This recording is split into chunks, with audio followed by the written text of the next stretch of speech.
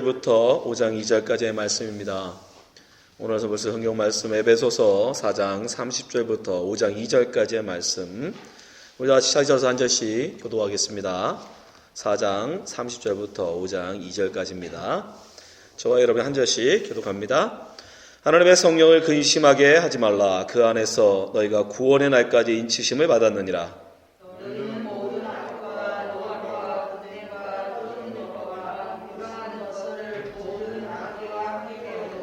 서로 친절하게 하며 불쌍히 여기며 서로 용서하기를 하나님이 그리스도 안에서 너희를 용서하심과 같이 하라. 그러므로 사랑을 받는 자녀같이 너희는 하나님을 못 받는 자가 되고 같이 있습니다. 그리스도께서 너희를 사랑하신 것 같이 너희도 사랑 가운데서 행하라. 그는 우리를 위하여 자신을 버리사 향기로운 제물과 희생 제물로 하나님께 드리셨느니라. 아멘. 기도하겠습니다. 하나님, 오늘 하나님에게 말씀 앞에 서게 하여 주심을 감사합니다. 하나님 말씀을 들을 수 있는 은혜를 주심을 감사합니다. 아버지 하나님, 이 세상에서 하나님 말씀을 듣는 것보다 귀하고 복된 것은 없는 줄 압니다. 이 시간에 성령을 통해서 우리에게 하나님 말씀 들려주시옵소서. 이 시대에 우리가 어떻게 살아야 할지, 그리스도인으로서 하나님의 자녀로서 어떻게 한 걸음 한 걸음 걸어나가야 할지를 하나님 깨닫는 시간 될 수 있도록 붙잡아 주시옵소서. 하나님 전하는 자나 듣는 자나 하나님의 귀한 은혜 가운데 귀한 은혜의 시간 되도록 주님 역사하여 주시옵소서. 예수님 이름으로 기도합나이다. 아멘. 네, 감사합니다. 오늘 에베소서 강의 22번째 시간, 하나님을 본받는 자라는 제목으로 말씀 나누겠습니다. 지난 시간에 우리는 성도로 부름받은 자로서 교회 성도들과 어떻게 지내야 하는지에 대해서 말씀을 나눴죠. 바울 사도는 네 가지의 그 반대말을 대비시켜서 네 가지의 윤리를 우리에게 말씀해 주었습니다. 첫 번째가 거짓말을 하지 마라. 우리가 너희들은 참말을 해라. 두 번째는 뭐였죠? 분내지 마라. 너무 이게 악이 무슨 분냄이라고 할까요? 악한 분노. 그죠? 악한 분노를 오래 품지 마라. 이렇게 해가 지기 전에 그것을 화해하라. 그 다음에 세 번째는 남의 것을 훔치는 도둑질을 하지 마라. 오히려 그 사람들을 도와주고 구제해라. 마지막이 더러운 말을 하지 마라. 그건 입 밖에도 내지 마라. 오히려 그 사람을 세워주는, 덕이 끼치는 은혜, 참말을 해라. 이게 지난주에 우리가 살펴본 네 가지 윤리였습니다. 오늘은 바울 사도가 그 형제간의 이야기를 하다가 형제간의 이야기를 하고, 그리고 나서 왜 우리가 그러면 이러한 삶을 살아야 하는가, 그것의 그 이유랄까요, 당위성이랄까요, 그것을 이야기합니다. 그리고 나서 이제 5장 3절부터는 형제가 아닌 다른 비그리스도인들, 그러니까 세상에 믿지 않는 자들과 그럼 어떻게 지내야 되는가를 이야기해요. 그래서 오늘 본문은 두 개를 연결해주는 다리와 같은 거예요. 형제와의 관계, 그리고 다른 믿지 않는 사람과의 관계, 어떻게 살아야 할 것인가의 윤리를 가운데서 연결해주는 게 바로 오늘 본문입니다. 그래서 오늘 본문의 이야기는 우리가 그러면 어떻게 그렇게 선한 일을 계속 할 수 있는가, 그것을 이야기해 주는데, 여러분 한번 생각해 보세요. 우리가 어떤 사람에게 착한 일을 계속 할 수 있게, 그 일을 계속 지속할 수 있게 하는 방법이 뭐가 있을까요? 아마 제일 쉬운 방법은 보상을 주는 거죠. 그죠?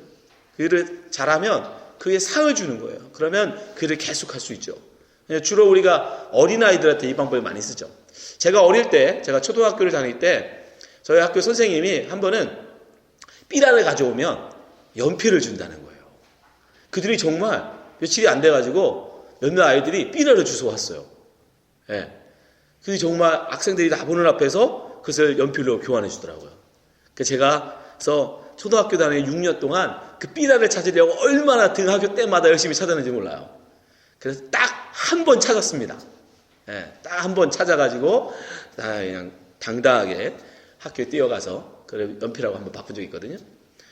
예, 그렇게 뭔가 선한 일을 하게 하려면 보상을 주면 돼요. 그러면 울부라린가리고 하죠.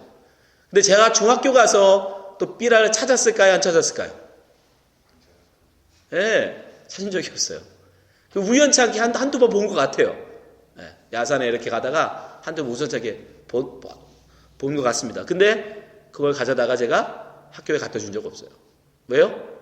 연필 한 자루가 초등학생에게는 큰 보상일지 모르지만 중학생에게는 큰 보상이 아니란 말이에요. 그러니까 뭔가 보상을 주어서 착한 일을 계속 하게 하는 건 문제가 뭐냐면 그 보상이 크지 않으면 그걸 하는 사람의 기대에 만족하지 않으면 금방 포기한다는 거예요. 하지 않는다는 거예요. 그러면 어떤 방법으로 그럼 계속 착한 일을 또 하게 할 수 있느냐? 그것은 그 착한 일을 왜 해야 하는지에 대한 당위성을 설명해 주는 거예요. 그죠? 삐라를 예를 들어서 왜 삐라라는 것이 나쁘고 이것이 퍼짐으로써 이 남한 사회에 혼란을 조성하게 되고 이거 우리의 적인 북한에게 이로운 것이기 때문에 그것은 해롭다. 그래서 그것은 발견하면 신고하는 것이 좋다. 어떤 그런 당위성을 설명해 주게 되면 굳이 연필 한 자루나 어떤 보상을 주지 않아도 사람들 어떻게 합니까? 삐라를 보는 즉시 갖다 신고를 하든지 갖다 버리든지 하겠죠. 그러니까 착한 일을 계속하게 하는 방법은 두 가지예요. 보상을 주든지 아니면 그 일을 왜 해야 하는지 그 당위성을 설명해 주는 거예요. 그래서 오늘 본문에 왜 바울이 착한 일을 이야기하다가 네 가지의 기독교 윤리를 이야기하다 말고 갑자기 이런 당위성을 이야기하느냐? 바로 그것 때문인 거예요. 너희가 왜 그렇게 살아야 하는지 아느냐? 너희가 왜 이런 다른 사람에게 분냄이라든가 거짓말이라든가 더러운 말이라든가 이런 것들을 버리고 왜 선한 삶을 살아야 하는지 그 당위성을 알라라는 거예요. 그 당위성을 설명하면서 무엇을 예를 드냐면 성부와 성자와 성령을 이야기합니다. 삼위 하나님을 예를 들어서 왜 우리는 그러한 삶을 살아야 하는가를 설명해 줘요. 그래서 첫 번째가 뭐냐면 성령 하나님을 이야기합니다. 자, 30절 말씀 보세요.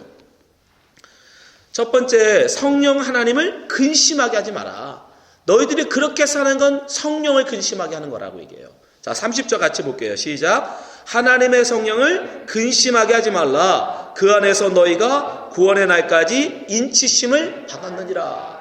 첫 번째, 왜 우리가 선한 일을 계속 그러한 삶을 왜 옛것은 벗어버리고 새 삶으로서의 그 착한 삶을 살아가야 하는가? 그것은 그렇게 살지 않을 때 성령 하나님이 근심하시기 때문이다라고 얘기해요. 우리가 가지고 있는 성경에는 30절에 하나님은 성령이라고 바로 나오지만 원어 헬라어 성경에는 그 앞에 그리고가 있어요. 그리고 앞에가 뭐가 있었어요? 네 가지의 삶의 윤리에 대해서 이야기했죠. 그죠? 그리고 하나님의 성령을 근심하게 하지 말라. 무슨 뜻이에요? 앞에 너희들이 그렇게 살지 않으면 여전히 옛생활에 빠져서 여전히 거짓말과 분냄과 도둑질과 더러운 말로 여전히 살아간다면 그러면 성령은 뭐 할 거다? 근심할 것이다. 그 뜻이에요.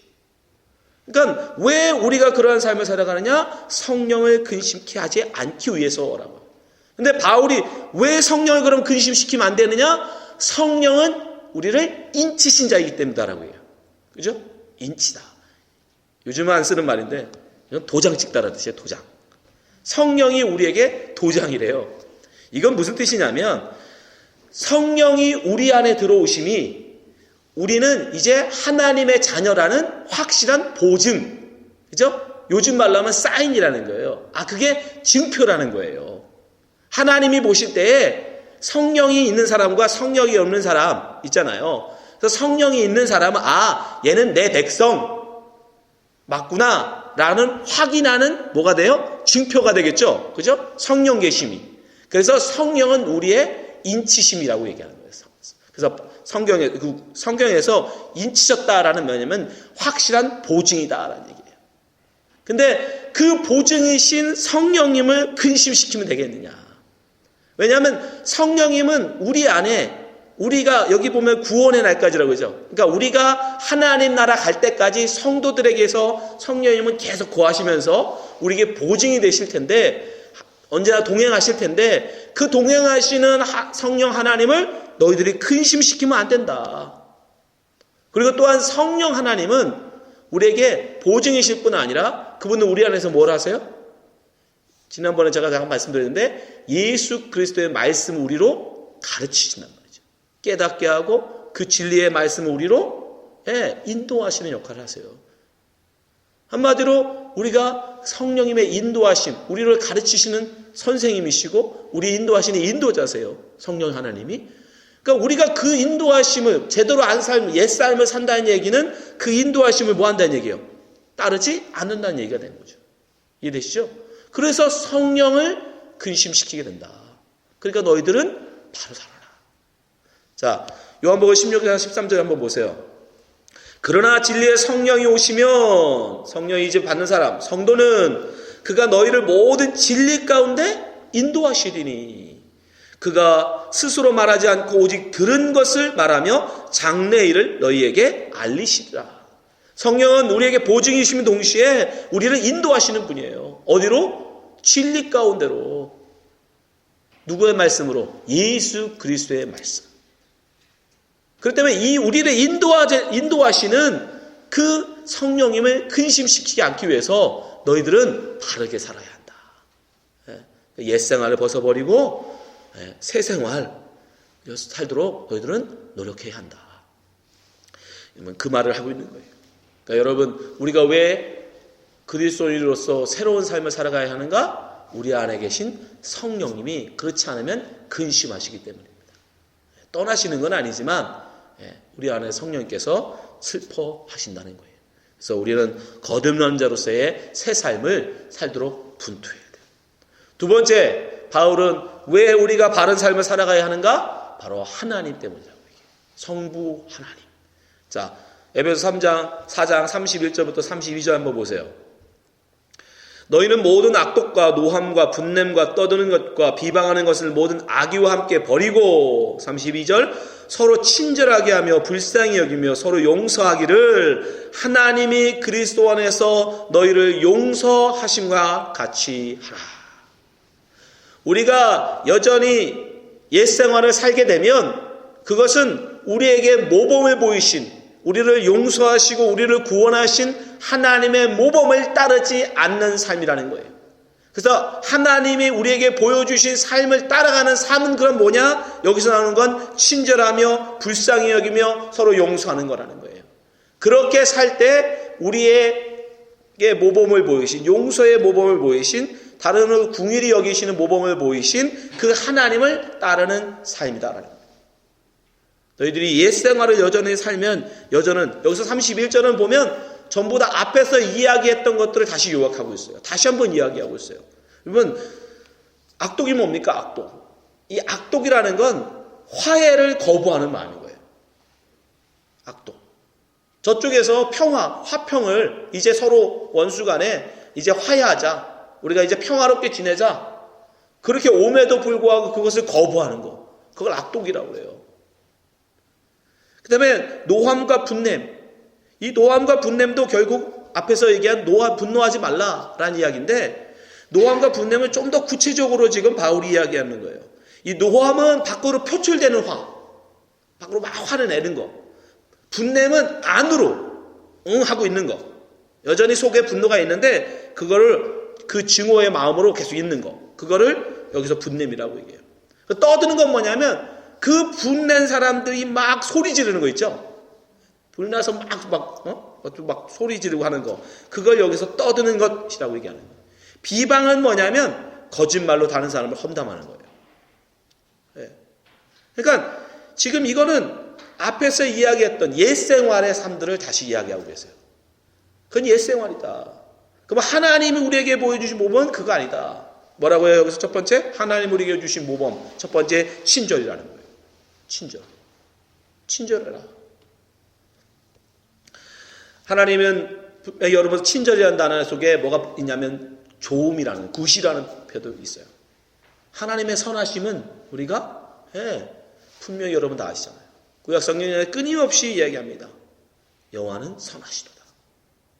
자, 시편 106편 1절 보세요. 할렐루야, 여호와께 감사하라. 그는 선하시며 그 인자하심이 영원하미로다. 여기서 이 선하심이 바로 친절하시네요. 하나님은 우리에게 그 선하심을 베풀었단 말이죠. 그러니까 너희들도 이제 그런 옛 생활도 벌써 버리고 하나님의 모범을 따라 어떻게 해라? 친절해라. 선하게 다른 사람에게 대하라. 두 번째는 뭐예요? 불쌍히 여기라고 얘기해요. 이 불쌍히 여김이 성경에 다른 말로 번역된 게 뭐냐면 궁휼이에요. 궁휼. 하나님이 우리를 궁휼히 여기지 않으셨으면 우리는 다 죽었죠. 하나님은 궁휼하신 분이에요. 시편 103편 13절 보세요. 아버지가 자식을 궁휼히 여김같이 여호와께서는 자기를 경외하는 자를 궁휼히 여기시나니. 예수님 역시 마찬가지입니다. 예수님도 역시 우리를 궁휼히 여기셨어요. 불쌍히 여기셨어요. 마가복음 6장 34절 예수께서 나가사 큰 무리를 보시고 그 목자 없는 양 같음을 인하여 불쌍히 여기사 이에 여러 가지로 가르치시더라. 이 궁휼하심, 불쌍히 여기심은 하나님의 속성이세요. 그 때문에 하나님의 자녀인 우리는 역시 어떻게 한다? 다른 사람을 불쌍히 여길 줄 알아야 됩니다. 궁휼히 여길 줄 알아야 돼요. 마지막으로 무엇을 얘기합니까? 용서를 얘기해요. 용서. 그리스도 안에서 너희는 서로 용서하라고 얘기해요. 용서에 대해서야 예수님이 너무너무 많은 말씀을 하셨기 때문에 한 군데만 보죠. 마태복음 6장 12절 보세요. 예수님께서 우리가 가르친 기도문입니다. 기도 속에 뭐가 담아있죠? 마태복음 6장 12절 한번 볼까요? 시작. 우리가 우리에게 죄 지은 자를 사하여 준 것 같이 우리 죄를 사하여 주시옵고.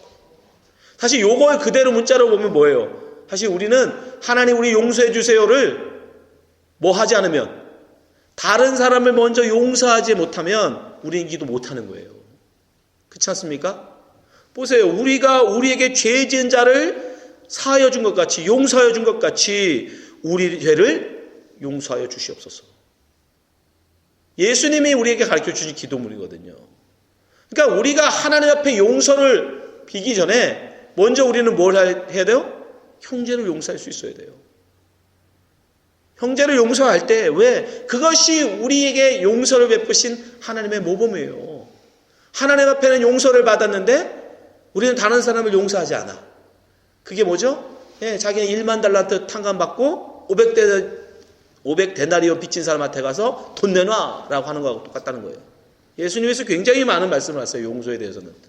그러니까 우리는 다른 사람들에 대해서 어떻게 해야 된다? 용서할 수 있어야 된다. 왜? 하나님이 우리를 용서하셨기 때문에. 지금 바울은 그 하나님의 모범, 하나님의 그 성품, 그것을 말하면서 너희들이 왜 그런 착함을 살아야 하는가? 바로 하나님 우리에게 그런 모범을 보이셨기 때문이라는 거예요. 마지막으로 성자 예수 그리스도의 모범을 우리에게 얘기합니다. 자, 5장 2절 한번 보세요. 같이 읽을게요. 5장 2절 시작. 그리스도께서 너희를 사랑하신 것 같이 너희도 사랑 가운데 행하라.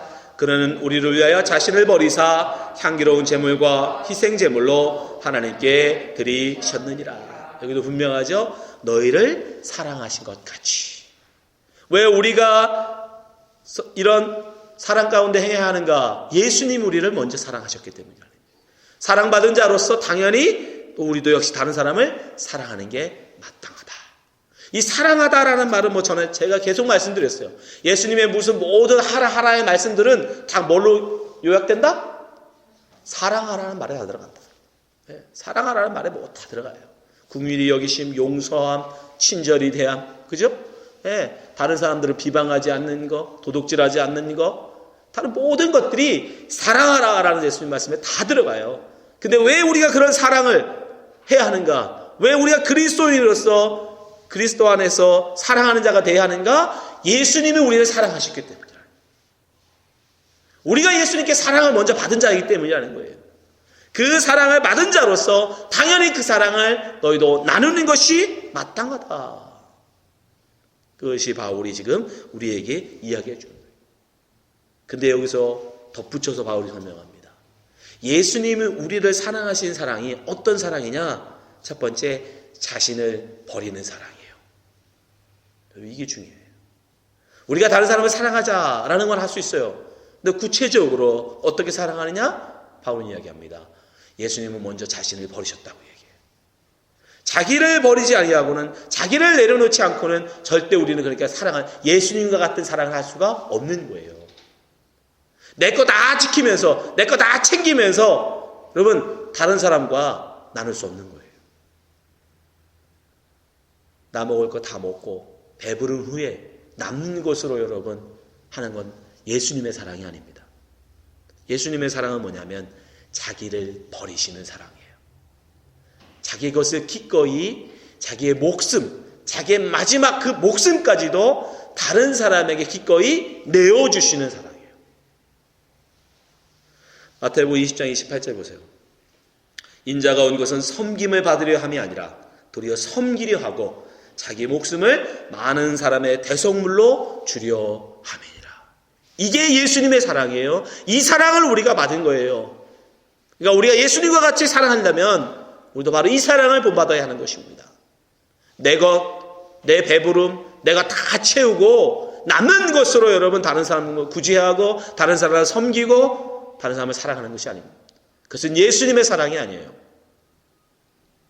내 팔을 잘라서라도 심지어 내 목숨을 내어서라도 다른 사람들을 섬기는, 그게 바로 예수님이 우리를 향한 사랑이었어요.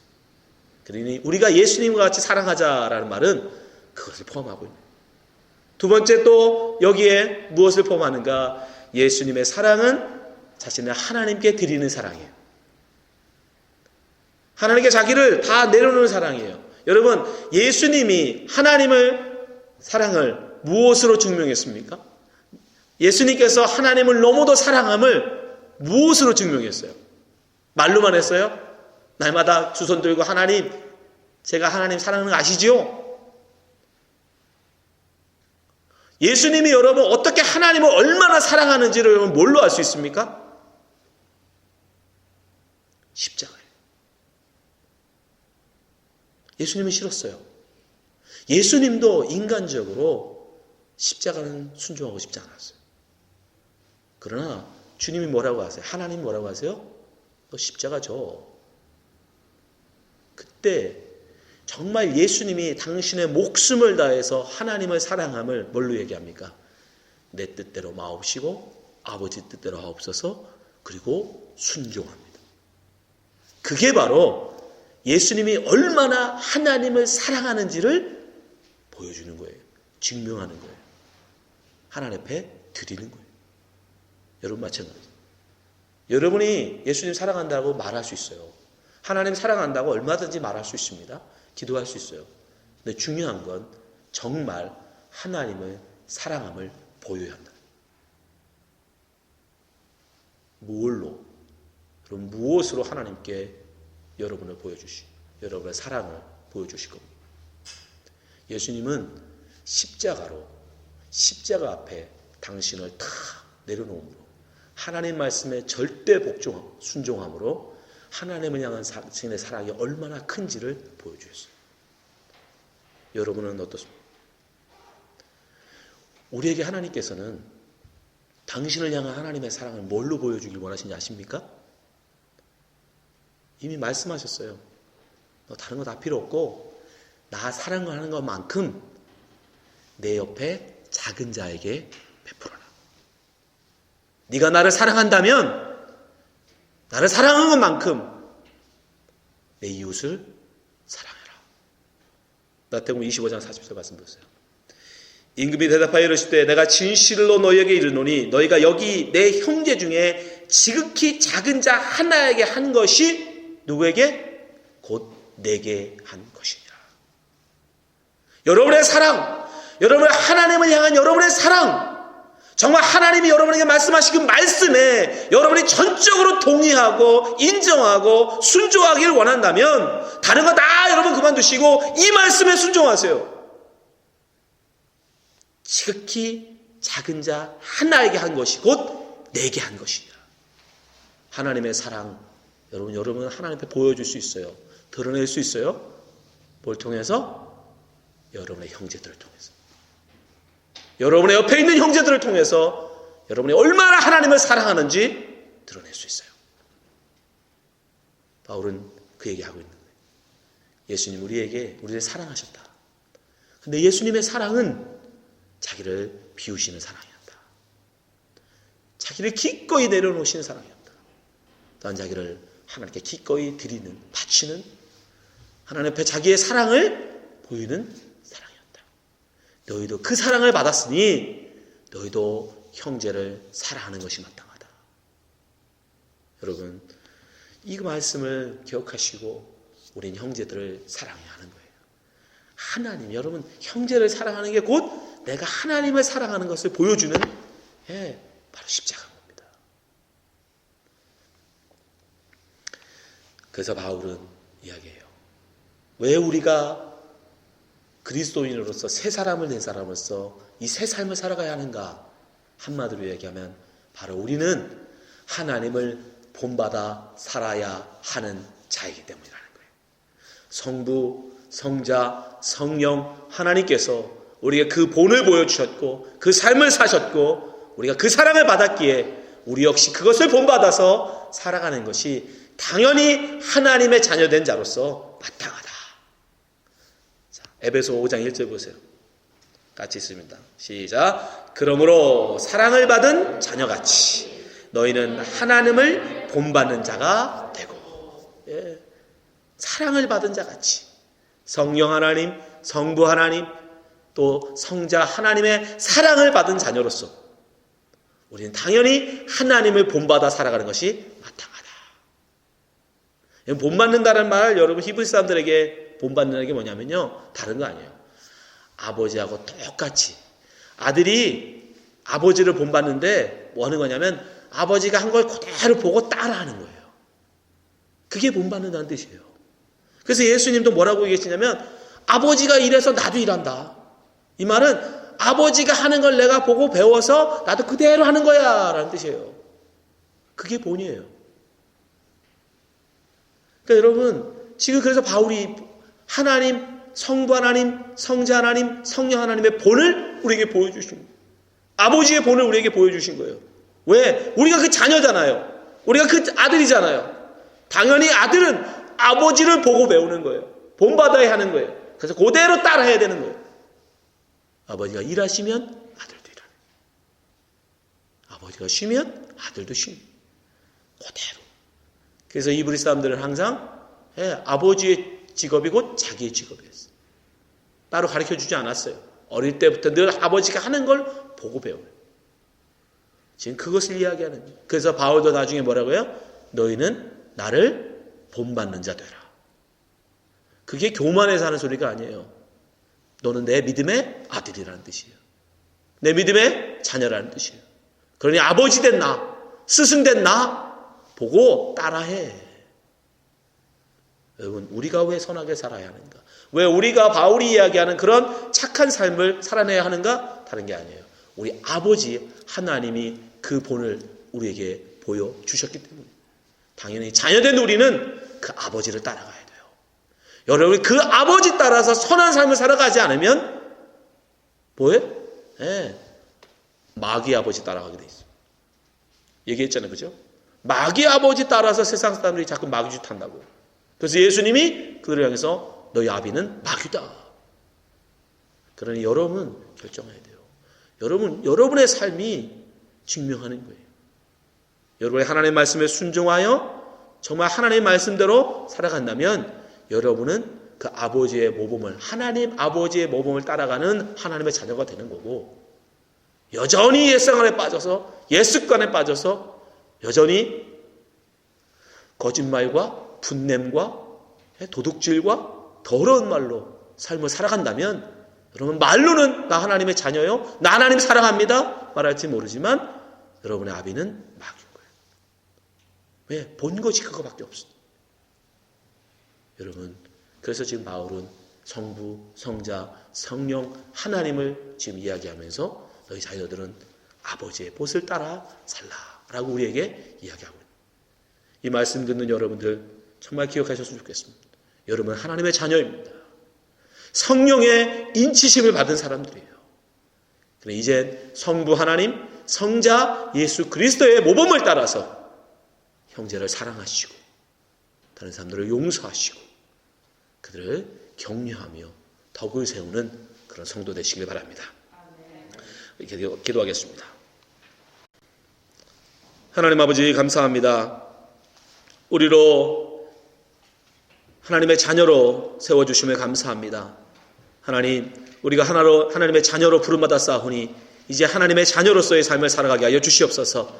하나님의 자녀로 부름받고도 여전히 세상의 아비를 쫓아간다면 우리가 어찌 하나님의 자녀라고 말할 수 있겠습니까? 이제 우리 아버지 하나님의 모범을 쫓아 하나님 다른 사람에게 친절하며 다른 사람들을 하나님 긍휼히 여기며 다른 사람들을 용서하며 사랑하며 살게 하여 주시옵소서.